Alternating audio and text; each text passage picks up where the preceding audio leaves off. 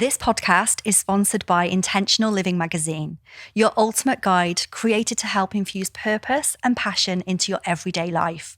From expert features that provide valuable insights to thought-provoking content that sparks transformation, this magazine, an online platform, is a perfect source of inspiration for all of those of us who truly believe in the power of intentional choices. Hi, and in this episode today, we are going to talk about Myers Briggs, and that is it's known as MBTI or Myers Briggs Type Indicator, and it's a great tool for self-awareness. It's also a great tool for performance, and I have been a practitioner for many years, and I wanted to bring this into our conversations because we always love talking about tools for self-development and always want to match it into our beloved human design. So have a listen to this one. Enjoy. Hiya. We always start with like a Dad Week. Yeah. Hiya. Hi, Claire. Hello, how Good are morning. you? I'm really good. Are you? Yeah. We just enjoyed that breakfast, didn't we, in Organico? Yeah, we did. With one of our guests who's coming on later on another episode. But today, this episode, we're talking about Myers Briggs personality profiling as a specific tool to help with self-awareness. We are indeed. And the reason that we're doing that is because you've been in the world of personal development and training for 21 years. Oh, you know my life. I do. And this is one of the skills, qualifications that you've got in your toolkit. And I know that when we met, you used it, well, you've been using it for years and years in the corporate world and also for personal development and self-awareness. But then when we found human design, it reinforces a lot of what happens in Myers-Briggs, but there is a massive difference. Yeah. So what I wanted to do today was really just to interview you really so that we can get some details about it, what you use it for, how it differs to the things that we use, how we bring it in for some corporates, how we bring it in for some individuals, how we blend the two together, and how people can use it to help become self-aware. So the first thing that I want to ask you before we go into the specifics of Myers-Briggs is, can we just talk about self-awareness? Yes. And can you just give us your perception on self-awareness? So I always talk about self-awareness in any personal development that we do with any clients, any corporates, any leadership training, because self-awareness comes from emotional intelligence, which is a concept by a guy called Daniel Goleman. And obviously you become more self-aware through the likes of meditation, through receiving feedback. And basically what it is being aware of your thoughts and how they make you feel, which then results in the behavior that you display or demonstrate. And then it's also about being aware of what's going on around you as well.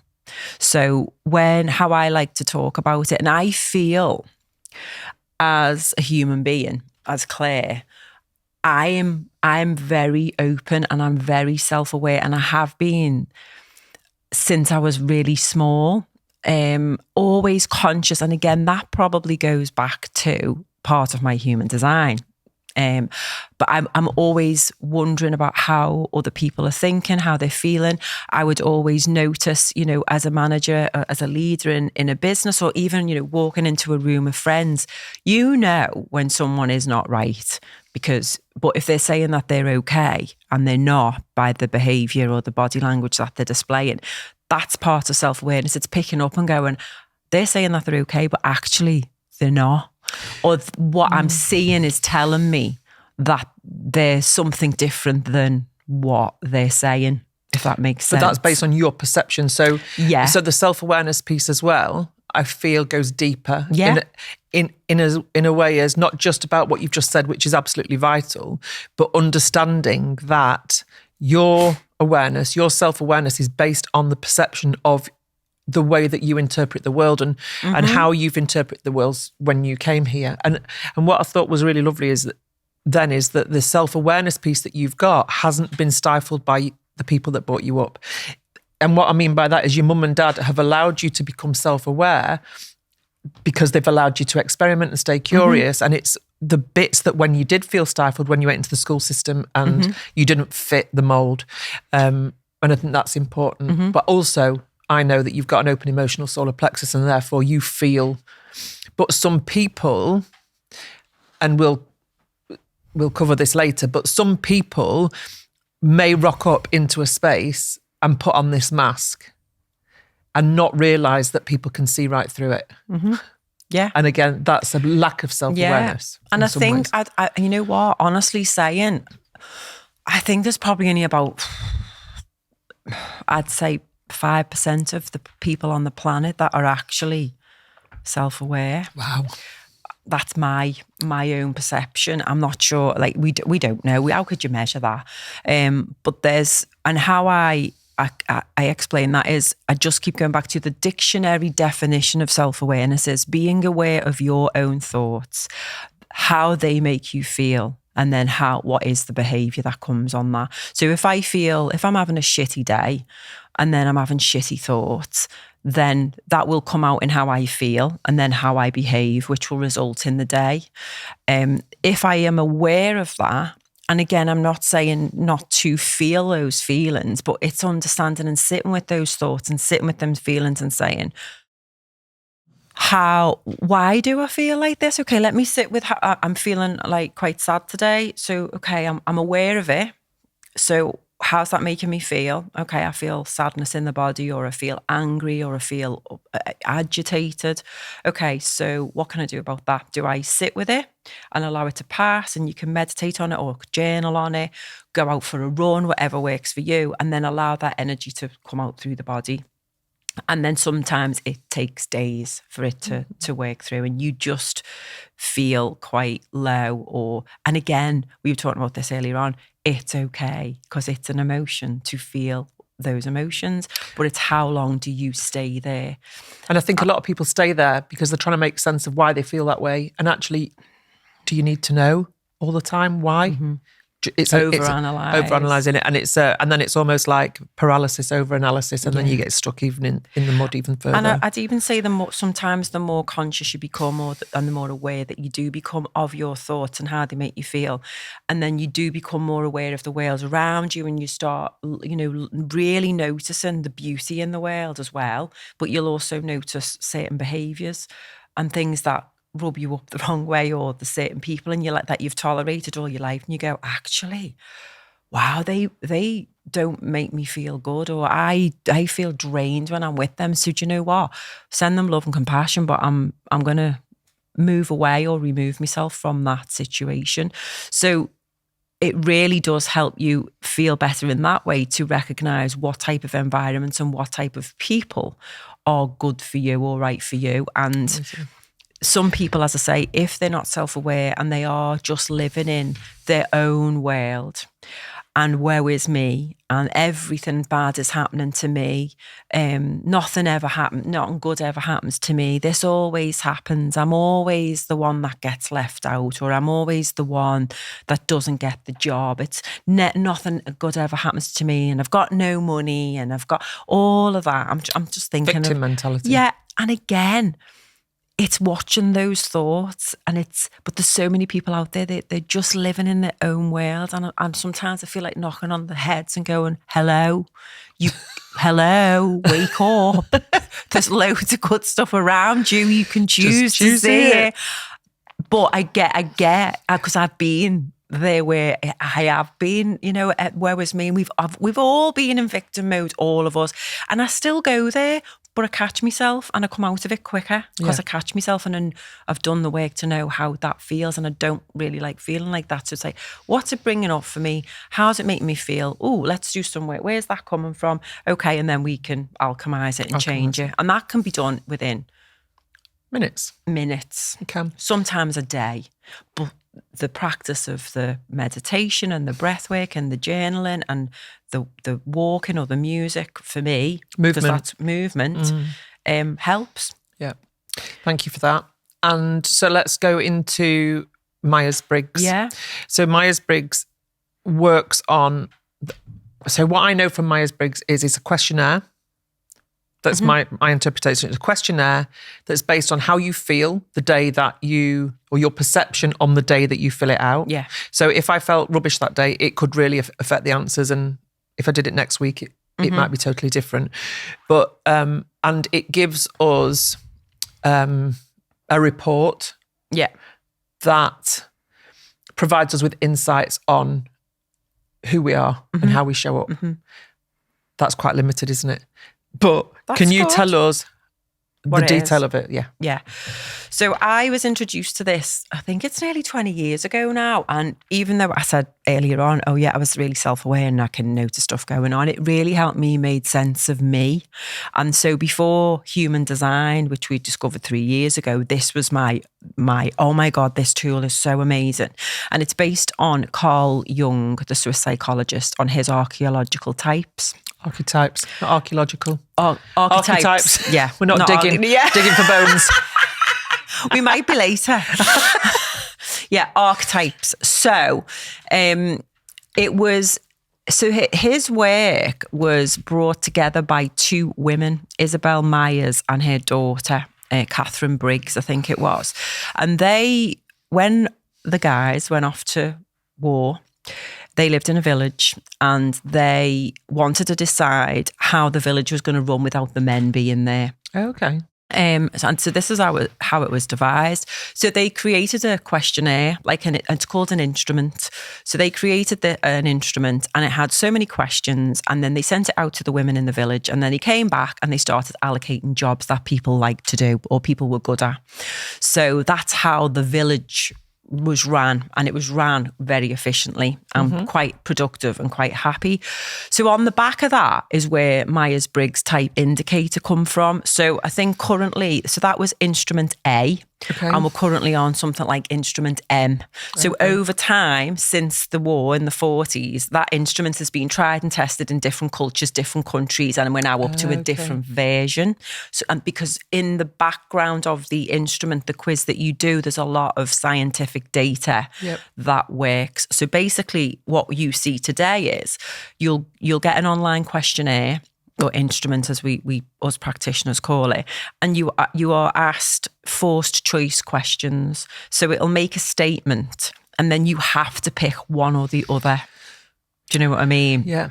Like a binary choice. Yeah. So you have a lot of those questions, and then it takes about 20 to 25 minutes if you do it properly and you take your time, as in, but when we introduce the instrument, we have to say, don't put yourself into your work environment. Just go with what naturally feels right. Okay. But a lot of people still go, I'm in work, I do this, and I'm at home, I do this. Like, go with the natural state. So, and then hopefully at the end of that questionnaire, you receive a report and you've got 4 letters. Yep. Yeah. So I'm an ESFJ. That means absolutely fuck all to anyone. What am I? I think you're an INFP.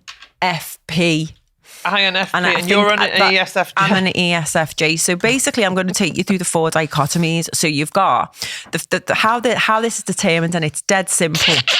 Because we also do sessions where if we're going to go into corporate or we're doing this with a private client, I go through what Myers-Briggs is, I explain the different dichotomies, and I get them to pick what they think they are based on what I've told them, and then they do the report as well, and we see if it matches, and they get to choose whether they go with the report or they go with what they've decided with me.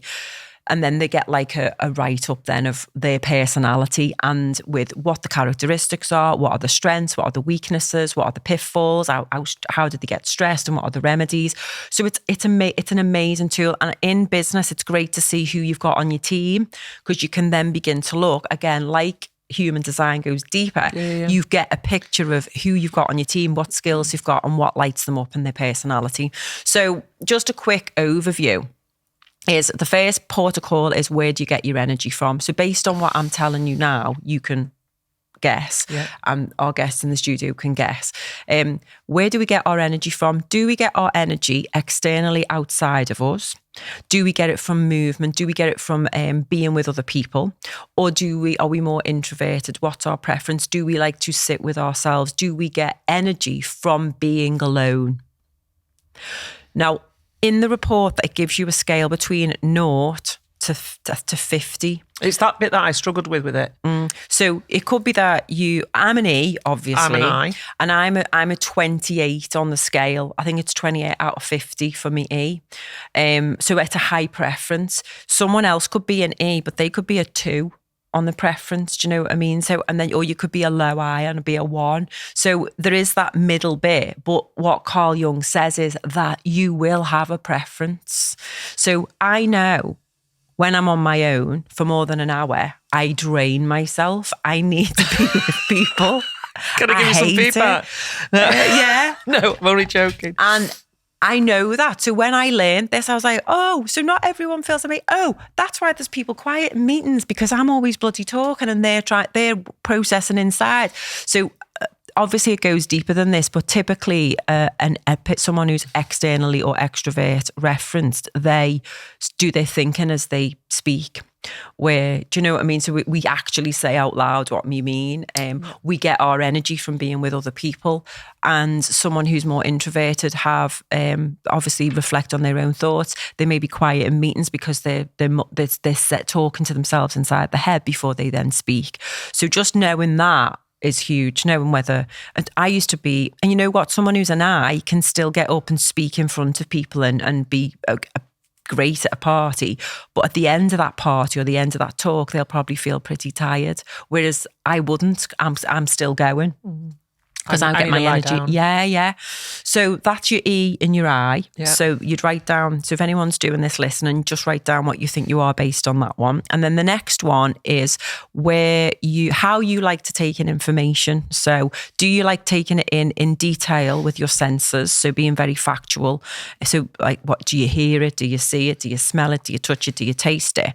And then the other side of that is, are you more intuitive? So are you looking more intuitively at the bigger picture?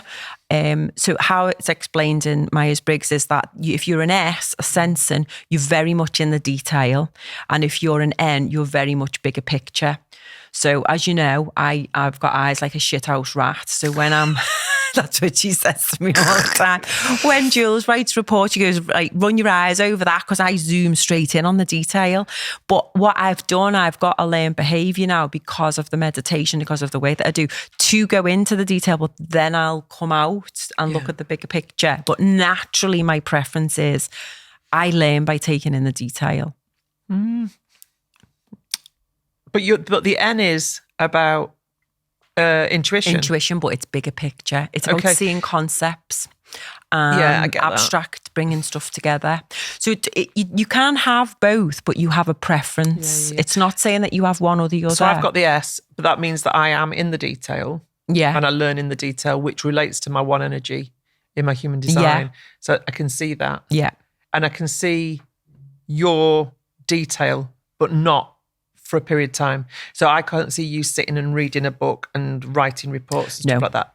Again, but I do when I am learning something, I do have to then like just sit with it alone, like not doing anything else to take in that detail. Yeah. So S or N, and that's how you take in information. And then the next one is how, based on the information that you've took in, how do you then make a decision?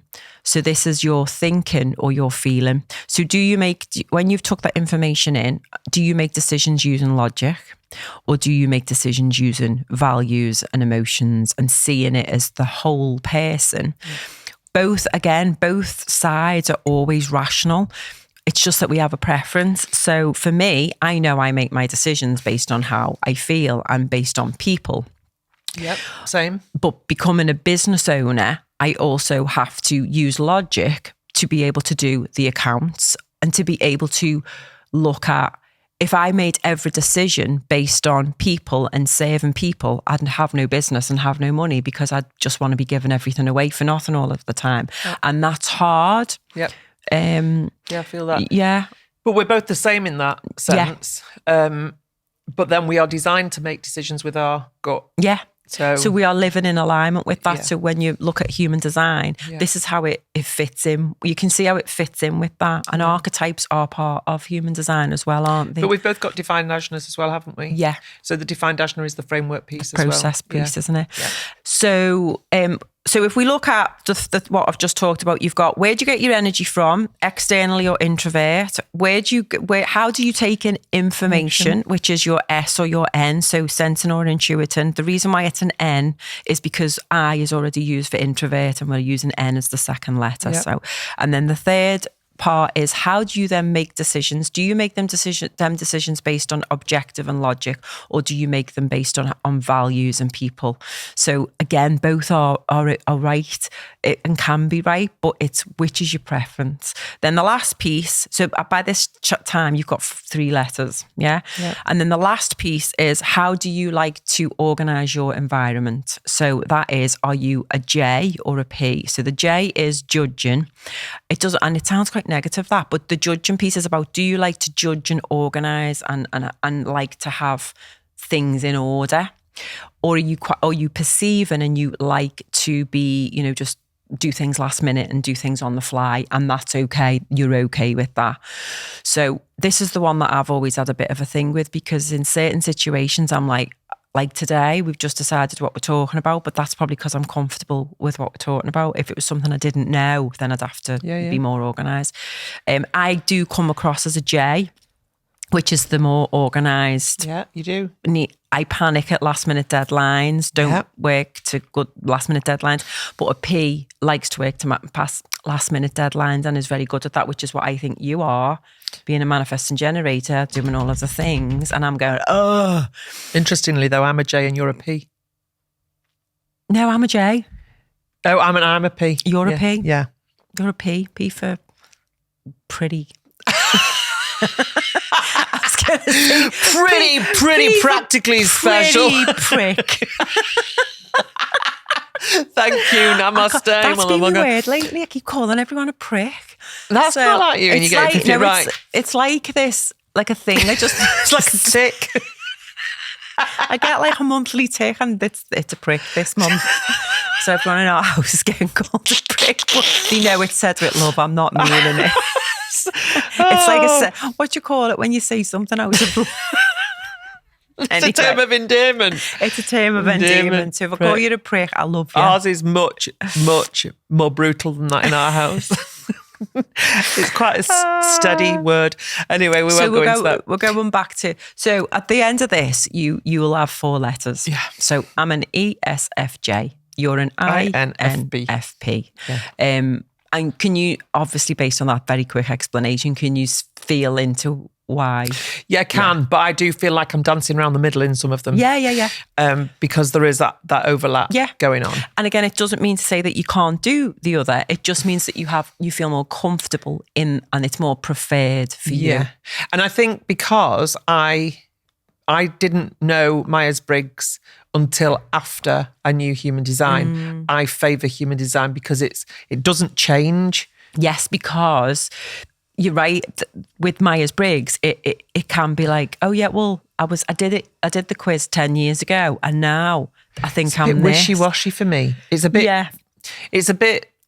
Yeah. And this is how, if you were properly trained as a Myers Briggs practitioner, you would explain the nuances, and you would explain, okay, going back, Carl Jung argues that you don't change over time, that you are who you are. Oh, okay. Which is, but then other practitioners will go, oh, well, if you're swinging in the middle, yeah, you can do, and it's like, but he argues there's a preference. But there's always a spectrum. Right? And then there's learned behaviours. Yeah, and the spectrum of life. And if you're going to have one, you're going to have both sides of it. Yeah. So tell me then, what is the benefit, bearing in mind that this is, so I am now an INFP, and it's told me all those things. How's that helping me? So you would, when you've identified who you are, you have like the report, or you have, it's like a horoscope where you read it and you go, right, okay, so now I know me and Claire are opposites in the first letter. So that means Claire will probably speak more than me. And then she also needs to have that awareness to allow time for me to speak as well. And then, but you to speak when you're ready to speak type of thing. Great for us because we're quite opposite, like we are not, we make a full human design is you're looking bigger picture and I'm in the detail. So that's great. But when we're communicating, maybe to make sure, okay, well, if I'm speaking to Claire, I need to go into the detail a bit more. Or if I'm speaking to certain people, maybe they don't need to know the detail. Because some people are like, don't give me the detail. I just want the overview. Okay. So then in a corporate environment then, how does it help? And this is why I wanted to bring it up, because we are so passionate about human design. And because human design is based on the day you were born, the time you were born, and where you were born on the planet, a lot of people go, oh my God, that's like, astrology. And it's got elements of astrology in it, obviously. Myers Briggs archetypes are within that framework of human design. And I want to, any leaders or any people who are really interested in personal development, I want them to know that human design is it's a dynamic way of thinking. And if you're looking to take your business further and the performance of your team further, then I would highly recommend human design. Now, some businesses will look at that and go, wow, not ready for that yet. Don't know if everyone's going to buy into it. We know they do because it resonates with everyone. But we've got Myers Briggs as well that's a more recognised tool for personal development and self-awareness. And it's a great tool. And it's probably, I think it's used in over 70 different countries. And it's like, it's in over 30 different languages it's translated in. It's huge. You've got other personality profile tests like DISC, Insights. We used to use Belbin's team roles. Yeah. So there's a lot of other concepts out there. I believe Myers-Briggs is the best personality profile, but then human design takes it to a whole other level. And from that point of view, human design is going to explode. It is going to explode on a worldwide basis because it is. Do you know why it's going to explode? Because we're going to be telling everyone about it. Yeah, and you talk a lot. Yeah. But it's because it's so detailed, and it's because it uncovers so many nuances and so many different levels. So like you just said, Carl Jung's work's in there, the science of differentiation, and then we've got the I Ching, and we've got the hexagrams, and we've got quantum physics, and we've got the Kabbalah, and we've got all of those things, and they all bring with it knowledge and levels of information about somebody's soul journey in this lifetime. And again, there's beliefs linked to that. But we haven't met anybody yet that does not resonate with their human design. And we have seen huge increases in improvements in performance by uncovering that for people. Because when we're born into this lifetime, and this is the difference between Myers-Briggs and human design, we are born into a culture that we didn't choose, into parents that some would argue we choose, but we didn't choose that culture. And that's what we learn. But that isn't necessarily how we were designed to be, live and show up on this earth. And so the most amazing thing about using this kind of stuff for self-awareness is about peeling back the layers. And when someone is ready to go deep, it's almost like, right, well, okay, then tell me what it is that you're struggling with, or tell me what it is that you've got a question. And as well, because of our designs, we can see through some people's masks, if you like. And then we can ask really targeted questions to be able to uncover the true beliefs beneath and understand that we can change a lot of these beliefs whilst they feel hardwired because it's what we've learned and it's our foundation. What we're kind of doing is rocking some foundations, but from a place of empowerment rather than disempowerment. It's with good intention, and it's so that people can transform and know that they can change, because we want people to know that they can change and that they've got that hope and that choice to do that. We just wanted to talk about Myers-Briggs, I think, for the credibility fact. But for you to, if you've looked at Myers-Briggs and you want to look at doing human design, then we've got a free chart there that you can do. With a really basic report. With a really basic report. You just need to know the date you were born, time you were born, and the location you were born. And it's all there on our website, which will be in the show notes. And if you want to do Myers Briggs, we can do that too, but we'll always convert you to human design. Myers Briggs you have to pay for as well, don't you? Yeah, we can blend the two. We can blend the two, absolutely. Yeah. And in the corporate world, we bring all of it, don't we? We bring all of the modalities together, all of the information that we know together. And it goes back to what you were saying about celebrating everybody's differences, because that's what we learn in Myers Briggs. It's about there's room for everyone in the house. There's for every gift, every skill, every person. There's absolutely room for everyone, and let's celebrate the differences and the gifts. And when we do that and stop shoehorning people into job descriptions, the business and the team perform at a much higher rate. Just reminding me, we did a group session, didn't we, a few weeks ago now, and just like when you see people, when you tell them what they're here to be and do and experience, it's almost a permission slip to owning that awareness because they've never been told that before. If you've been told, always been told to speak when you're spoken to, if you've always been told whatever you've been told, then that's what you do. And actually, if you're here to shine and you're here to show your brilliance and you don't know that, that's like your permission slip. Here's your letter to the teacher, off you trot. Yeah. Love that. I love that.